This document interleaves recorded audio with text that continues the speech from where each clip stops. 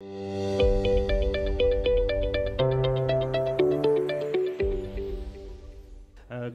Anthony Leparoux, société FMGC, on est fabricant de contrepoids pour engins de manutention. Je vais vous expliquer comment on a abordé l'efficacité énergétique au sein de la fonderie, principalement. Il faut savoir que nous, on fait partie d'un groupe qui s'appelle le groupe Farinia. C'est un groupe français spécialisé en forge et fonderie, avec une partie IT pour notre infrastructure network. 93 millions de chiffre d'affaires, 350 employés, 90 000 tonnes de fonte, principalement pour tout ce qui est engins du BTP. Donc style, vous voyez tous les contrepoids derrière les Manitou, les Gros Liebherr, Linde pour ne pas les citer. Et aussi on s'est diversifié tout ce qui est autour des énergies marines renouvelables. Donc lest de plateformes pétrolières, d'hydroliennes, d'éoliennes, diverses et variées. Donc on fait du lest et on cherche de la densité. Donc de 100 kg à 15-17 tonnes, en gros.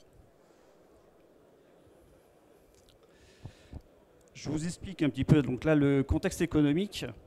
J'ai fait un focus entre 2019 et 2022 pour vous montrer, c'est là où il y a eu, vous avez bien vu, les prix, les coûts d'énergie qui ont explosé.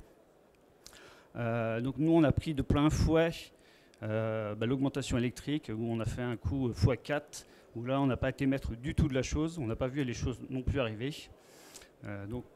Pour l'électricité, pour le gaz, on a fait un x5. Et après, nous, on utilise ce qu'on appelle du coke, parce que c'est notre matière première énergétique pour faire de la fonte. Donc, c'est du gros charbon. Donc, il y en a sur lesquels on pouvait facilement faire de l'efficacité énergétique, entre autres, nous, l'électricité, parce que le gaz et le coke, c'est lié à notre process. Et pour l'instant, on n'a pas les marges de manœuvre suffisantes et techniques pour pouvoir jouer sur ça. Donc, le focus qu'on va faire, ça sera sur l'électricité.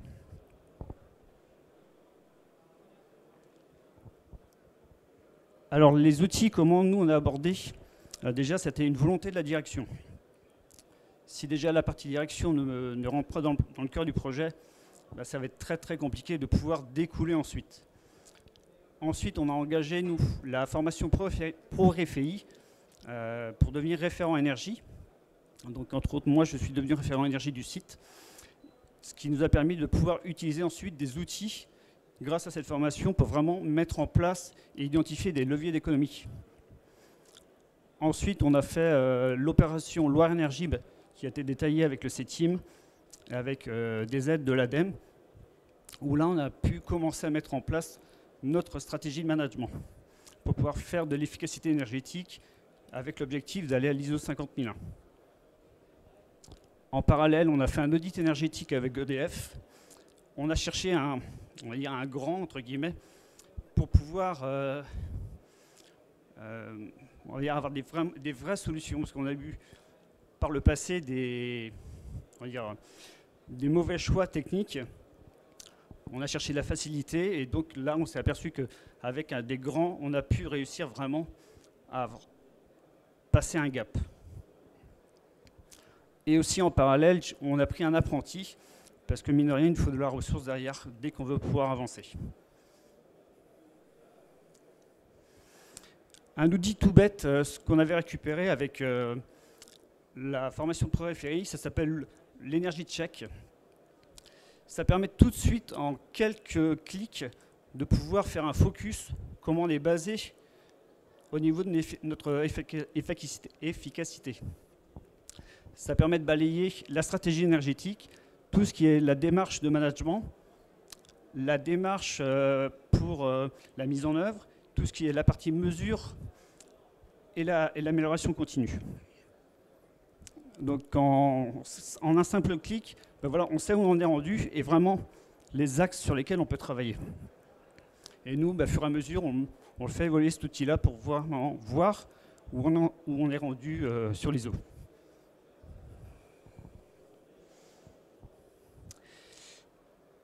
Et bien sûr, le comptage. Le comptage est primordial parce qu'en fin de compte, pour pouvoir travailler sur nos usages énergétiques, il faut mettre du comptage. Alors là, il y a plein de solutions diverses et variées. Nous, on a fait un choix un peu stratégique. On voulait quelque chose de simple de mise en œuvre, communicant, rapide. Donc notre choix s'est porté sur ce COMEC, comme il aurait pu se porter sur d'autres solutions, quoi.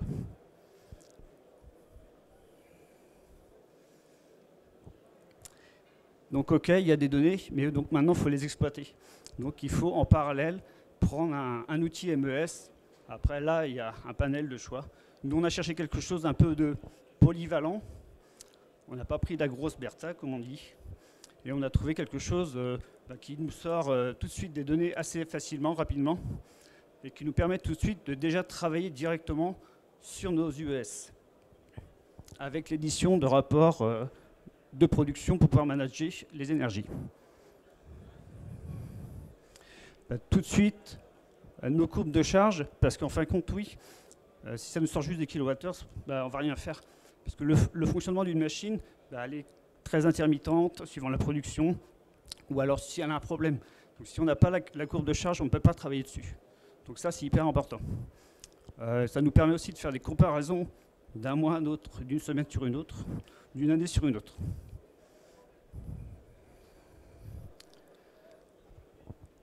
On édite aussi des rapports de production.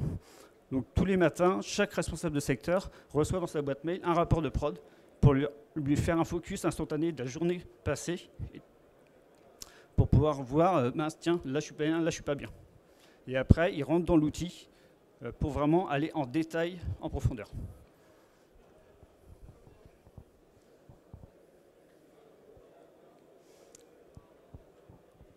Un autre outil qui a été utilisé, c'est l'outil plan d'action. C'est quelque chose de tout bête, mais qui a été fourni lors de la formation Pro RFI. Là, en fin de compte, c'est pour mettre en œuvre et en place les plans d'action, les actions. Ou des colonnes toutes simples, mon potentiel d'économie, mes investissements, mes gains, et puis aussi des aides. Mais tout de suite, ça nous sort les chiffres et les ROI derrière. Parce que la direction, c'est ce qu'elle cherche. Ok, j'investis combien ça me rapporte. Et sur chaque action, on fait un détail, le coût, les gains, les objectifs, avec des calculs théoriques et plus des données comptées. Donc comme ça permet de reboucler tout de suite. Là, par exemple, c'était sur un filtre, avec les top 10 minutes. Si on n'a pas de compteur, c'est très compliqué pour le justifier. Et là, tout de suite, on avait notre compteur avant, le compteur après, avant l'action, après l'action. Donc voilà, on sait le gain qu'on a fait.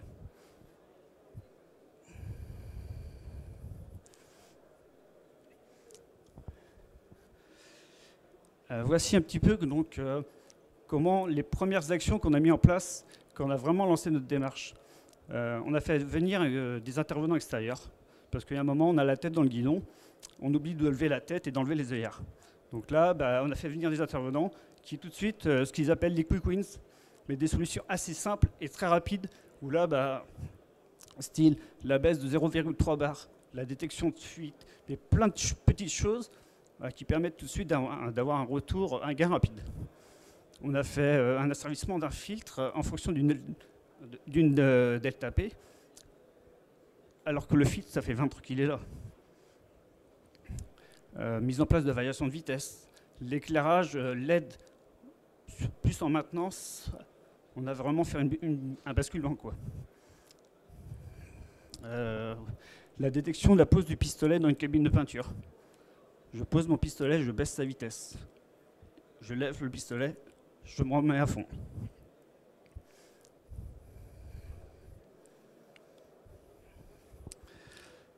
L'audit aussi avec EDF en 2019, où là par contre on est probablement passé sur plus des gros projets. Mais là c'est vraiment avec les aides qui étaient derrière, les C2E, les aides spécifiques. Mais là il fallait vraiment quelque chose de chiffré. Et avec l'audit énergétique, on a vraiment un gap qui nous permet vraiment de passer. Donc là, on a fait sur 5 grosses installations des variateurs de 250 kW à 100 kW avec un ROI inférieur à 1 an. On a fait de la chaleur, la récupération de chaleur fatale sur les compresseurs. Donc on chauffe un atelier d'usinage maintenant. Pareil pour le cubilo. Donc le cubilo, c'est l'endroit où on fabrique la fonte. On a 6 MW thermique, donc là on s'en sert pour faire de l'eau chaude, pour tous nos process. Donc entre autres la peinture principalement, et la peinture et du séchage. Puis on a basculé tous nos halls progressivement en 5 ans sur la gestion LED avec ce qu'on appelle le mode DALI, pour faire des notions heure creuse, heure pleine, ou en fonction de la lumière du jour pour pouvoir réguler. Et une mise en place de la GTC.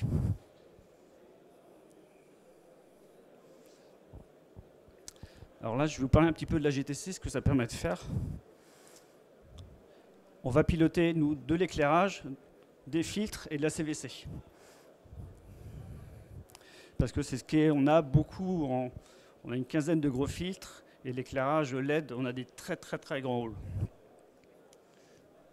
Et on a été, du coup, à travers ça, il y a toute une gestion de planning, et donc chaque responsable de secteur, en fonction de sa production, remplit ce planning-là, et derrière, la GTC se débrouille.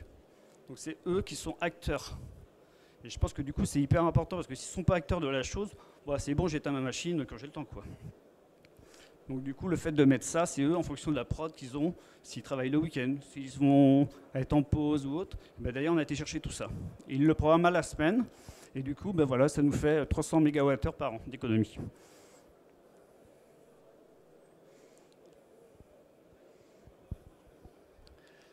Du coup, depuis 2019, ben voilà, on a une puissance moyenne qui est passée de 3350 kW à 3150, qui nous fait une économie qui n'est pas négligeable de 1800 MWh et avec environ 500 000 € sur la facture.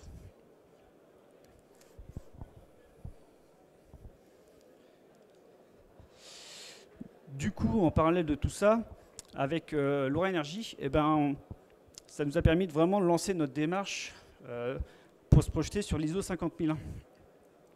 Donc on a travaillé sur nos unités énergétiques significatives, grâce à nos comptages déjà. Puis on a été chercher justement une matrice pour calculer, déterminer lequel usage va devenir significatif, le plus important ou moins important, pour pouvoir aller, et bien maintenant je vais travailler sur cet usage-là pour chercher à faire de plus en plus d'économies.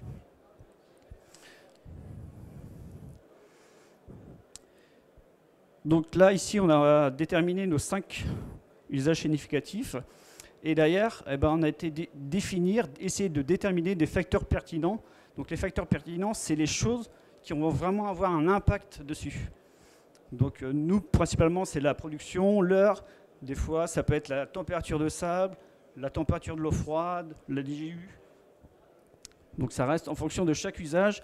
On va essayer de déterminer la chose qui a de l'impact.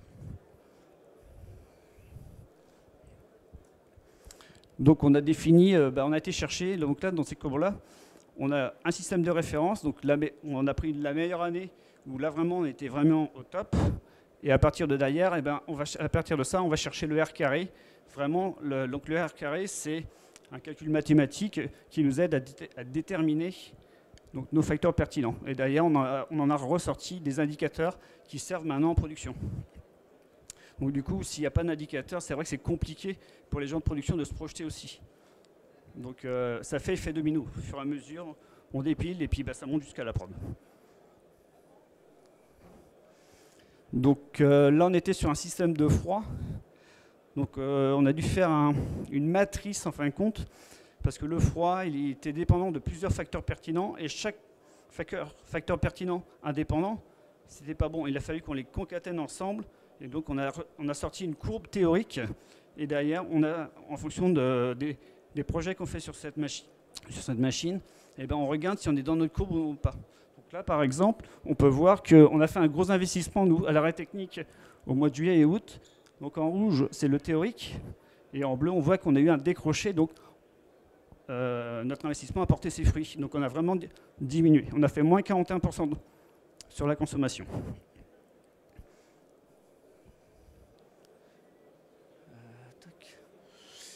Et donc ça, c'est tous les acteurs avec qui on a travaillé qui nous ont permis justement de pouvoir avancer dans notre démarche énergétique. Donc ça passe au niveau des aides, des acteurs vraiment qui nous ont accompagnés, et après des projets énergétiques qui sont en cours de lancement avec différents acteurs.